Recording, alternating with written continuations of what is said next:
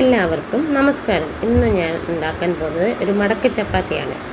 ഉരുളകളാക്കി വെച്ച ചപ്പാത്തി മാവ് വട്ടത്തിൽ പരത്തിയെടുക്കുക.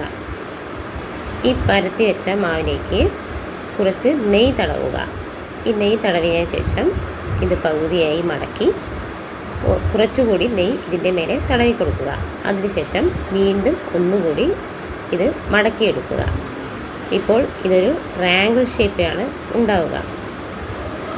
ഇത് ഗോതമ്പ് പൊടിയിൽ മുക്കി ഒരു ട്രയാങ്കിൾ ഷേപ്പിൽ തന്നെ പരത്തിയെടുക്കുക. സാധാരണ ചപ്പാത്തി വട്ടത്തിലാണ് ഉണ്ടാവുക, പക്ഷേ ഈ മടക്ക് ചപ്പാത്തി ഒരു ട്രയാങ്കിൾ ഷേപ്പിലാണ് ഉണ്ടാവുക. ഇത് തവ ചൂടാക്കി ചുട്ടെടുക്കുക. ഇത് നമ്മൾ ഉള്ളിലൊക്കെ നെയ്യ് ചേർത്തുകൊണ്ട് പിന്നെ മേലെ വീണ്ടും നെയ്യ് ചേർക്കണമെന്നില്ല. നെയ്യ്ക്ക് പകരം വെളിച്ചെണ്ണയും ഉപയോഗിക്കാവുന്നതാണ്. ഈ ചപ്പാത്തി എത്ര നേരം വേണമെങ്കിലും സോഫ്റ്റായി നിൽക്കും.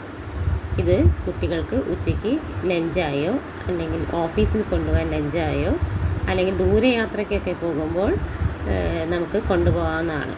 സാധാരണ ചപ്പാത്തിയേക്കാൾ ഇത് കുറച്ചുകൂടി സോഫ്റ്റ് ആയിരിക്കും. ഇതാ നിങ്ങൾ കാണുന്നുണ്ടല്ലോ, ഇത് മുറിച്ച് നോക്കുമ്പോൾ തന്നെ എത്ര സോഫ്റ്റ് ആയിരിക്കുന്നു എന്ന്. അപ്പോൾ എല്ലാവരും ഇതൊന്ന് ട്രൈ ചെയ്ത് നോക്കണേ.